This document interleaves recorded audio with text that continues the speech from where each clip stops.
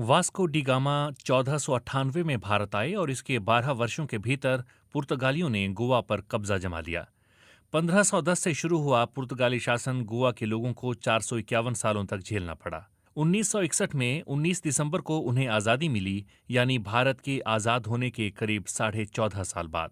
आज़ादी के लिए गोवा के संघर्ष को मानो भुला दिया गया है। गोवा, दमन और दीव के भारत में शामिल होने के पीछे अनेकों लोगों की भूमिका थी, जिनके बारे में लोगों को शायद ही पता हो। भारतीय सेना के ऑपरेशन विजय के 36 घंटों के भीतर पुर्तगाली जनरल मैनुअल एंटोनियो वसालो ए सिल्वा ने आत्मसमर्पण के दस्तावेज पर दस्तखत कर दिए, लेकिन ऑपरेशन विजय इस लड़ाई का अंतिम पड़ाव था। आज़ादी की अलख गोवा में डॉक्टर राम मनोहर लोहिया ने 1946 की गर्मियों में जलाई थी। डॉक्टर लोहिया अपने मित्र डॉक्टर जूलियाओ मेनेजेस के निमंत्रण पर गोवा गए थे। लोहिया गोवा के असोलना में डॉक्टर मेनेजेस के घर पर रुके, जहां उन्हें पता चला कि पुर्तगालियों ने किसी भी तरह की सार्वजनिक सभा पर रोक लगा रखी है। ओम प्रकाश दीपक और अरविंद मोहन की किताब लोहिया एक जीवनी में गोवा में लोहिया के संघर्ष के बारे में इस तरह से लिखा गया है। उनका इरादा तो बीमार शरीर को आराम देने का था, लेकिन गोवा जाकर उन्होंने देखा कि पुर्तगाली शासन ब्रितानियों से भी अधिक वहशी है। लोगों के किसी भी तरह के नागरिक अधिकार नहीं थे। डॉक्टर लोहिया ने 200 लोगों को जमा करके एक बैठक की, जिसमें तय किया गया कि नागरिक अधिकारों के लिए आंदोलन छेड़ा जाए। 18 जून 1946 को बीमार राम मनोहर लोहिया ने पुर्तगाली प्रतिबंध को पहली बार चुनौती दी। तेज बारिश के बावजूद उन्होंने पहली बार एक जनसभा को संबोधित किया, जिसमें उन्होंने पुर्तगाली दमन के विरोध में आवाज उठाई। उन्हें गिरफ्तार कर लिया गया और मडगांव की जेल में रखा गया। महात्मा गांधी ने हरिजन में लेख लिखकर पुर्तगाली सरकार के दमन की कड़ी आलोचना की और लोहिया की गिरफ्तारी पर उन्होंने सख्त बयान दिया, जिसके बाद पुर्तगालियों ने माहौल गर्माता देख लोहिया को गोवा की सीमा से बाहर ले जाकर छोड़ दिया। रिहाई के बाद लोहिया के गोवा में प्रवेश पर 5 साल का प्रतिबंध लगा दिया गया, लेकिन वे अपना काम कर चुके थे। पुर्तगाली दमन से परेशान गोवा के हिंदुओं और कैथोलिक ईसाइयों ने भारतीय स्वतंत्रता संग्राम से प्रेरणा ली और खुद को संगठित करना शुरू किया। गोवा से पुर्तगालियों को हटाने के काम में एक क्रांतिकारी दल सक्रिय था। उसका नाम था आजाद गोमांतक दल। विश्वनाथ लवांडे, नारायण हरि नाइक, दत्तात्रेय देशपांडे और प्रभाकर सिनारी ने इसकी स्थापना की थी। इनमें से कई लोगों को पुर्तगालियों ने गिरफ्तार करके लंबी सजा सुनाई और इनमें से कुछ को तो अफ्रीकी देश अंगोला की जेल में रखा गया।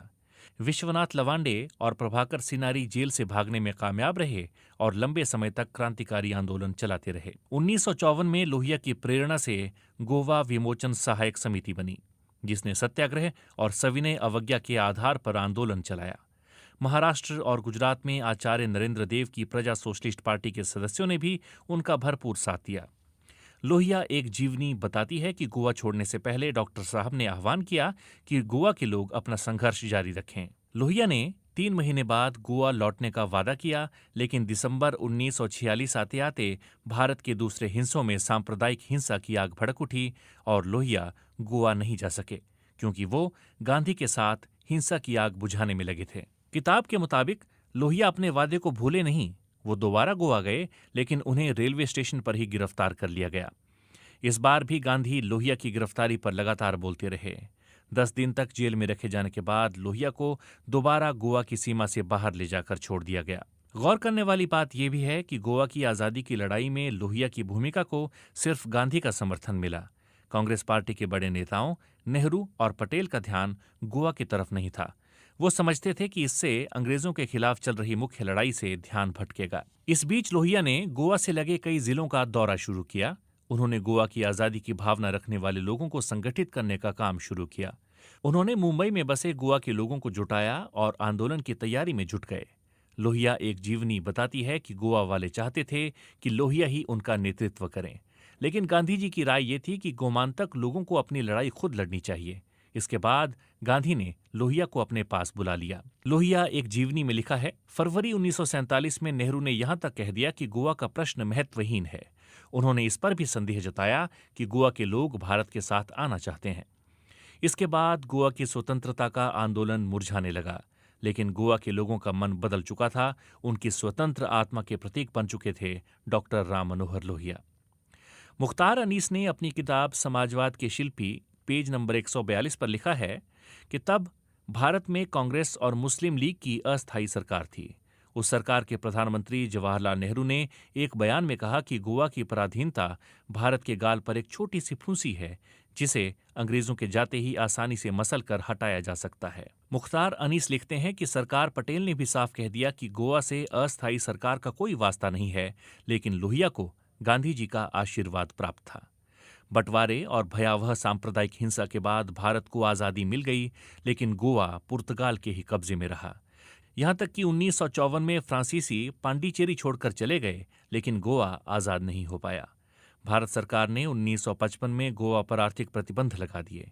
इन प्रतिबंधों के जवाब में पुर्तगाल ने क्या किया, इसकी जानकारी गोवा में रहने वाले एक बुजुर्ग होटल व्यवसायी ने बीबीसी को दी थी। तब हिगिनो रोबेलो की उम्र 15 साल थी। उन्होंने बताया, हम वास्को में रहते थे, जो कि मुख्य पोर्ट था। भारतीय प्रतिबंध के बाद नीदरलैंड से आलू, पुर्तगाल से वाइन, पाकिस्तान से चावल और सब्जियां और श्रीलंका यानी तब के सीलोन से भेजा जाने लगा। भारत और पुर्तगाल के बीच तनाव गहरा रहा था। डॉक्टर लोहिया के कई युवा समाजवादी शिष्य गोवा की आज़ादी के आंदोलन में कूद पड़े।